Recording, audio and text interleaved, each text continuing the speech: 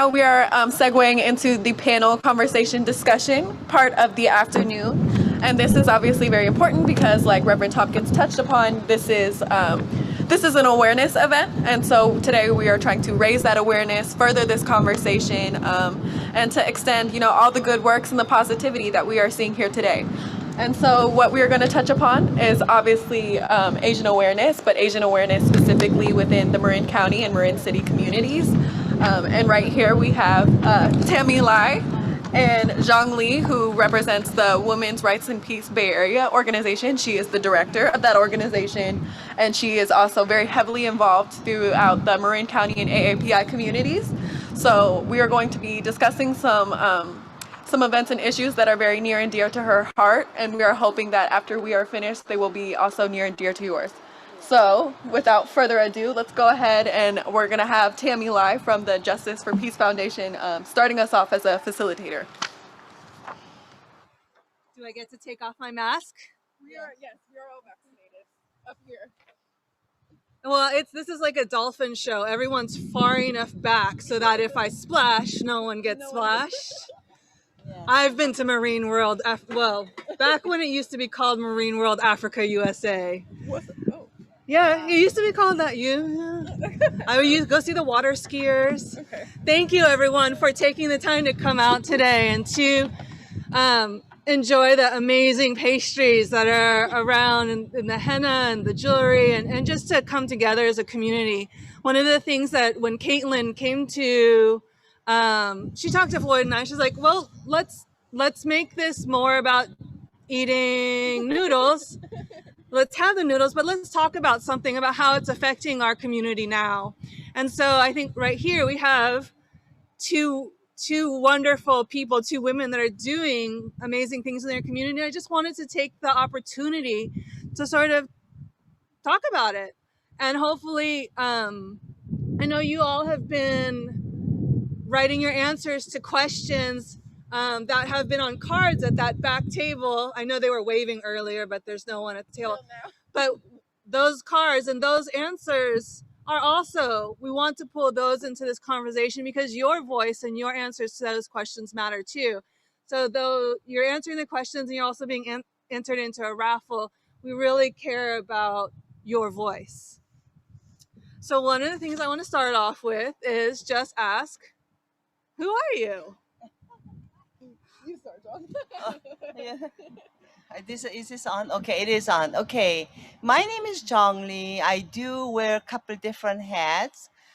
I founded the Women's Right and Peace of Bay Area a few years ago. The reason I did this is about a woman. When the war breaks out, a woman gets raped, children becomes orphans. That was the reason I really wanted to teach the next generation that war is not answer to the conflict. You do not go to war lightly, and I'm from North Korea. Actually, my family was. I was born in South Korea. But anyway, so I tell my family history, what happened to my mom and dad. They walked from North Korea to South Korea because they didn't want to be the communists. And they walked days and days. My brother got shot in the leg. And we lost everything. When the war breaks out, you do not have a history. You do not have a family history. You do not have family members along with you. So that was the reason that I found this organization. In 2001, I raised $15,000 to do the Korean Comfort Woman Stories, 2 hours Korean dance and hip hop dance and a multimedia. But I did it in September the 8th. 400 people showed up in Marin County. Because of 9/11, my show was bombed out in Foothill College, and we couldn't even take it to LA. Ever since then, I've been working on these issues for last 1995 from Judge Julian Tang and Lillian Singh in San Francisco. And we've been working on the woman's issue. I still haven't made much dent on it, but we're still working at it at this point. Now what I'm doing is I am taking 14 students to Korea. We have international conference. Choose students from Japan, Korea, Taiwan, Philippines, and US. We talk about what is happening to the war, how important woman is. Woman, if you educate a woman, they become much better society for next generation. However, I don't want to put down men, but if you do, the man is like very high up in Korea and Asia, Southeast Asia, and especially the mothers really spoil their men sons. Really do, they spoil them a lot. And I really want to tell my next generation, you do not go to war lightly because of that. And I tell them one more thing. So we are all Christians here, I think. And then I will tell them that if you believe that God creates you as your his image, why would you want to think that treat the other person as below you? Whoever they are, why would you think that God cannot create different kind of people, different color of people? Why would you want the color? Why would you want to put the? Do you remember the blind man and the elephant? How blind men touch the elephants? How they only see some. Why would you want to be? Why would you want to put the God in a small box? God can create different type of people, different color of people. So you do not. You really do not treat them very below you. You do treat them as an image of God. That's my message to my students for next generation. I really do think that we have to some respect for each other. So those are the two messages I really emphasize that but this year because of COVID, I could not take the students to Korea. So we have a contest going on. The contest is about the how we talk about this women's issue, what will happen in World War II. UNESCO does not want to register Korean conformance stories to register their voices because Japanese government gave them a whole bunch of money. So therefore, they will not register their voices. We want them UNESCO to register their stories. That way, it will not happen again. That's our contest going on right now. I have a flyers. I given it to them. The second thing I want to talk about that is that we had a march on last April, not too long ago. Mary Jane Burke promised us that she will be teaching, coming out with the ethnic studies, because we really need to teach the Marin County, need to teach the ethnic studies. There is different race of people that participated in history, 1800 to now. They participated in this country. Therefore, we are not every time that we come, we are different color of people, how they was, where you come from, that's what my children were even born in here. They still have that questions. So I really do think that we should teach them. So Mary Jane Burke came out with that curriculum. Jan Durbin, superintendent of Novato district, she's retired. She came up with a draft version of the curriculum. Sally Masui, who is working on this curriculum, have problem with the big problem is Marin County have 16 different school districts. Even the Mary Jane Burke says, okay, you teach this ethnic study. If each school district, let's say Mill Valley School District superintendent said no, they will not teach them. Even though so therefore we have to go through this big hurdle. How are we gonna tell each school district, 16 of them, to teach this ethnic study? If we don't know the history of the America, how is our next generation will know? They will still become they will not know much about history, American history, how the Asians, Hispanics, African Americans, they participated in this country. So I really do think that is very vital information. You have to know your history. So I need your help whenever you talk to your school district or anybody, students, ask them about the ethnic studies. That have you learned about this ethnic studies high school is going to teach? So we really need your help on educating the teachers. Tell them that we really need to teach next generation about the all different all different races. So that's what I'm doing. Thank you for listening. Any questions? I'm sorry. I think what was really lovely to hear is that you mentioned we shouldn't ever step into violence lightly. no matter where we are. I think, we see that in our own communities, and we can see them in our own like relationships with other people, that it takes care and thoughtfulness to build that bridge versus break it down. Does everyone know who the comfort women were, just to make sure? Share with us, Tammy. Who were the comfort women? Yeah, I can answer that one. I've been working on it since. What happened was the World War II, that Japanese government was getting stronger, so they took just Korean alone woman alone age 14 to 28. They have 2 to 300,000 women as a gift of emperor. They were comforting the soldiers. That's why they call comfort women. But not it's only the Korea, but they took Chinese, Filipinos, all people from Southeast Asia. They were using as sex slaves. So so that is education. We are telling them that it shouldn't be. Woman is not a second class citizen. They're not a comforters for the soldiers. So that is really, I think, is degrading term. They were actually sex slaves for the soldiers. That's what it is that happened. Yeah. Yeah, so if you That's look what at it it, was. if you look at that now, you don't know what is happening in Afghanistan, Syria. You don't know it's gonna happen much later. Few 10, 20 years later, it's gonna happen. History will come out. What happened to the woman, children, orphans? So you will hear that it's not gonna happen now, but it'll come out. So every time you go to war, you make a lot of money, whatnot, but human beings. They become a not fully functional human being. Mentally they get damaged, so therefore you really have to be careful. If you look at it as they are another God's creation, if you're looking at them as another human being just like you, so you do not want to treat them that way, I don't think. Yeah, so that's my, yeah, my message. So let's add to that. Caitlyn, you conceived of this event. You've brought us all together here. So thank you for that. But also, what's that burning thing that makes you want to keep doing this? Hello. Is it working? Is mine working? Yeah. Yes. Yes. Okay. So, I mean, I guess I would start with that. This is my first foray into activism. I am who I am in context. My name is Caitilin Damacion, and I am the micro business manager at the CDC.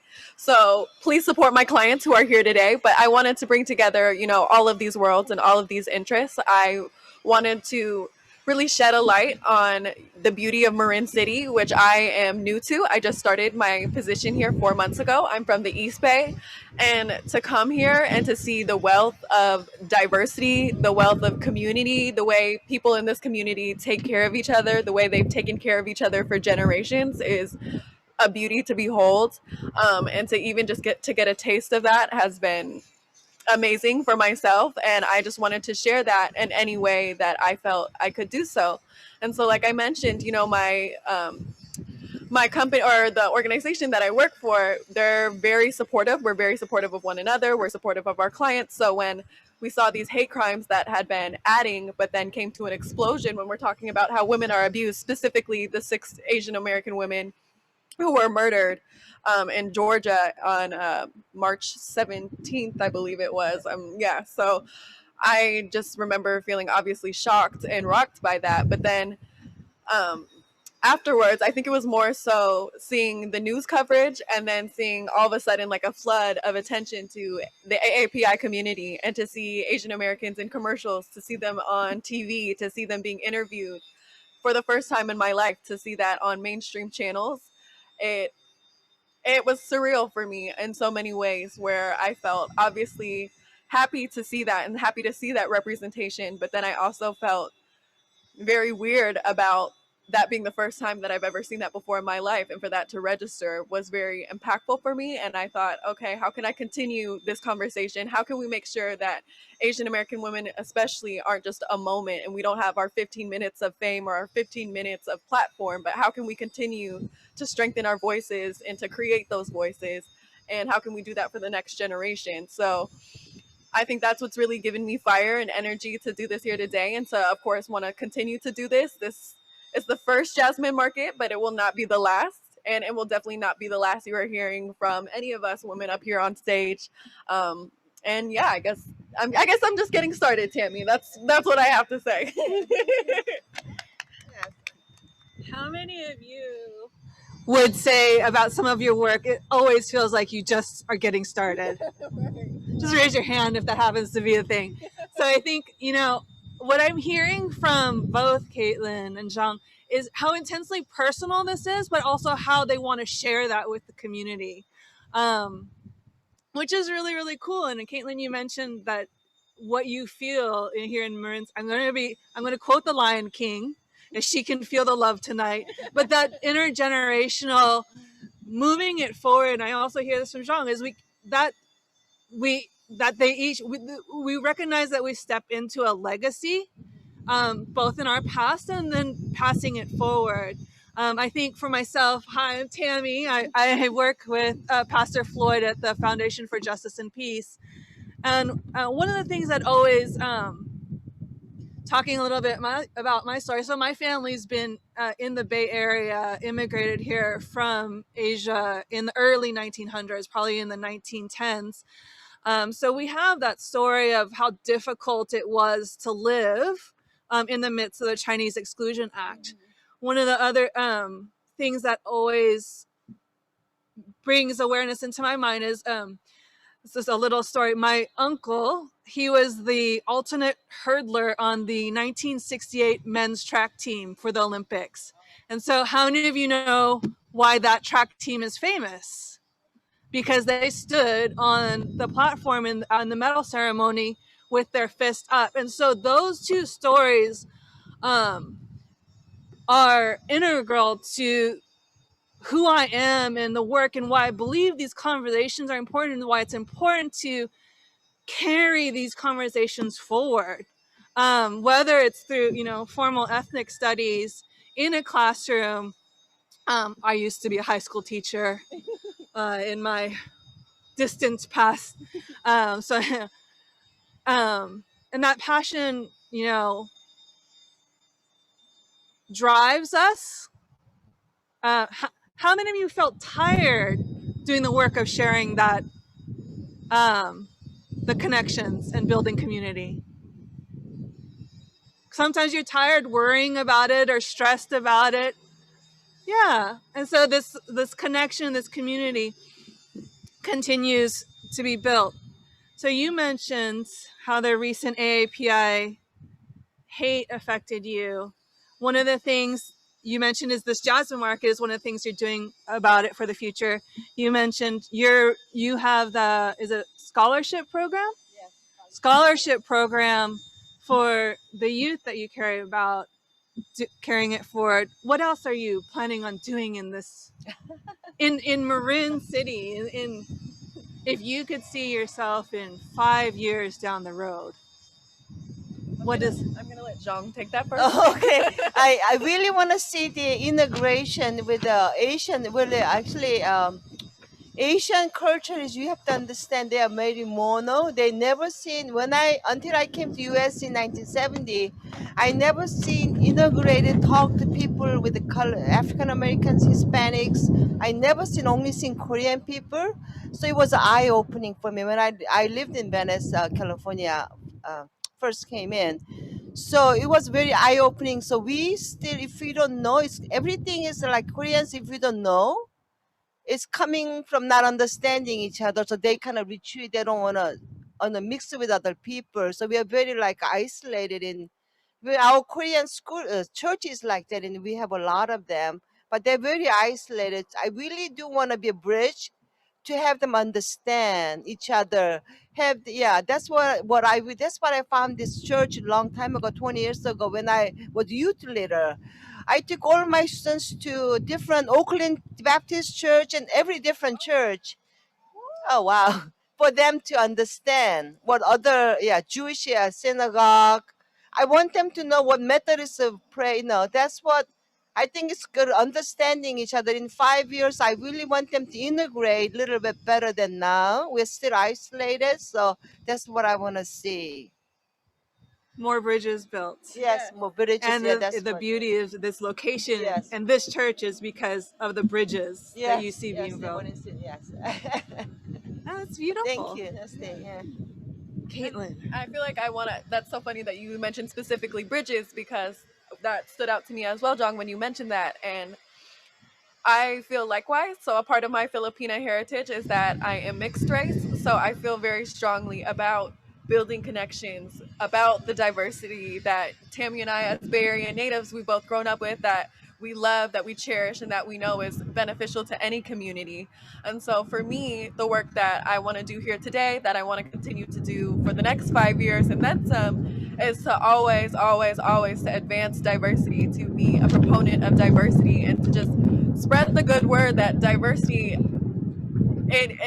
there, I just see absolutely no negatives when it comes to diversity. You know, the more people in the fold, the more answers, more information, the more curiosity, the more innovation. And I think we are all here, we are all symbols of that today. I mean, just coming together for the first time in so long, you know, we haven't been outdoors, and to come together for an amazing event that's for a positive reason, that's for a great reason. And to be supporting local vendors, to be supporting local people within Marin City, to be supporting the greater AAPI community, but to also be creating a conversation that isn't just about the AAPI community, but it's about the AAPI community's relationship with our neighbors, and about being a part of this beautiful American fabric, which is very much a diverse fabric. I mean, we're all weavers together. Yes. I think, what is the, Floyd, where are you? What is that phrase from the definition of Ubuntu? That I am because we are. And I think I'm hearing that a lot with what Caitlin and Jean are saying is we are, like I is because we are. Sorry.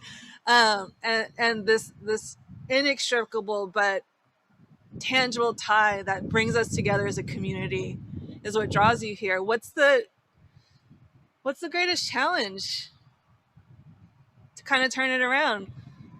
What's the greatest challenge that you see immediately besides the pandemic, which is a challenge? If you're not vaccinated, as Pastor Floyd's been saying, they're right there. Yeah, I think understanding each other is probably the very basic. Bring a bridge. You know, in order for you to have a brave faith to go one step forward, and the other person come on another step forward, then you meet each other. I believe that is very important. But if you retreat yourself, you're not gonna know. It's only one life. How are you gonna live with it? So therefore, be a brave to reach out to other people. I think that's understand. I think that's probably the basic. Yeah, understand each other, understanding. That's probably the basic. Yeah. And I agree with you, Jong. I think it very much starts individually. Each of us individually, I think it starts with us saying to ourselves, you know, how can I be less selfless? What are the benefits of being less selfless? And once you start to take those steps towards being selfless, you will see that the benefits are plentiful. There are so many benefits to being a more interested person outside of yourself, to make friends, you know, to learn new information, to advance into new destinations. For me, even coming, you know, out here to Marin City, this is what, 20 minutes from my hometown, but here I am, and I've taken such an interest in what Marin City in particular has going on, and I'm only getting started with that. Like, I just want to know more, and to see how Marin City has also in turn, you know, welcomed me into the community and into your arms just by seeing everyone here today. It's a beautiful thing. And I just think if all of us were able to think, you know, none of us are perfect, none of us are going to be born perfect, none of us are going out perfect. So to really examine, you know, okay, you know, how can I continue to further myself? And you really start that journey by looking to others for help, and looking to others outside of, you know, your own immediate community, and saying, you know, how can I become a better person? You know, share with me what you have going on that makes you so great, and in turn, let me, you know, bring some of that into the fold of what I have going on, and let's continue this sharing journey. I like that what Zhang said is you take one step towards someone and someone takes one step towards you. and you, barring the 6 feet thing, that you taking those steps to each other to understand and to sort of enlarge your experience. I think I'm going to use an analogy from when I was in the classroom. I had a bunch of math students. They're like, "Why do you want to do math?" Then I have a bunch of theater students, but the moment I put those two together, they enlarge the world, and suddenly you have this new thing. I think it's both of what are you both. It sounds like what you're both talking about is, we have this opportunity right now in the midst of a lot of questioning of ourselves and our place in this current landscape of culture and everything that's been going on, to really build that bridge, build a shared community. I think what Martin Luther King brought up was the concept of healthy communities, and that the community actually becomes more healthy when you take one step towards another, to understand, to listen, and then to build something better together. What's the one question you would ask someone right now as AAPI persons, in the midst of building these bridges, gaining more understanding about the AAPI community? And also, if someone here has a question, we don't know everything about the AAPI community. We can only speak for our own lived experiences. But what is a question that maybe you'd want to know? Kind of like how I had to ask, does everyone know what a comfort woman is? I mean, I would say for myself, and I think a lot of AAPI can feel this, is that I have all of the questions. I mean, we and my family and my Filipino family, talking about our lived experiences and talking about, even our migration from the Philippines to here is not something that was discussed really ever. Talking about a lot of everything was not openly discussed, and I feel like just now, that's part of why it hit me so strongly when I was seeing all this AAPI representation in this last year, in response to the hate crimes, was that wow, this is such a negative reason to see all this representation. It also feels so good for once in my life for AAPIs to be talking openly and for other people to also be listening to what we have to say, to be validating what we have to say. I think there has been such a sense of normalcy around AAPI culture being quiet, specifically AAPI women. Silence silence of AAPI women is something that we're going to be discussing a lot today. And it's the topic of one of our spoken word performers. But I think it's just so powerful to just hear us, even opening up and just sharing. And even if we don't have definite answers or conclusions or thoughts about, what we want to do for next steps, just being here and talking and sharing, I think is powerful in and of itself. Yeah, each of us we are walking story. We are her story, his story, your all stories, each one different stories, but Bible says under the sun there's nothing new. So therefore, if you open up the bag you have, your story will be richer, your life will be richer, I believe. So therefore, all have story to tell, different experience, each one of you. I'm sure of it. So therefore, like there's nothing new. You think there's like scary. You can never get out. But it says under the, I think Ecclesiastic Bible says, under the sun there's nothing new on the human history. So therefore, open your bags and share that. I think then we could become much more closer, become a bridge. I think that's what we will become. Anyway, that's what I believe. I like that, unlocking each of our stories and sharing them at this pivotal moment in time. Yes, absolutely. I think you should end it. Do we have any questions? Sorry, we talk too much.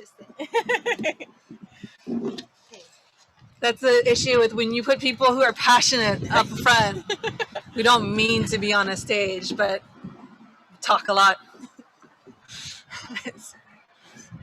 Well, Caitlyn, you mentioned that you wanted to read some of the questions and Yes. answers that people had given. Yes, Oh. so next up, we are going to be having our spoken word performances as well as our musical performance. So I am going to head to the back and read some of your note cards and your beautiful responses. And then we will be picking our 5 raffle winners who will be winning their $20 Target gift cards, as well as some of the beautifully selected literature that has been provided for us by the Marin City Library. So we will go do that, and then up next you are going to hear some amazing performances. So thank you guys so much for sticking around, and please go get your free CDC goodie bags and fill in those note cards if you have not done so already.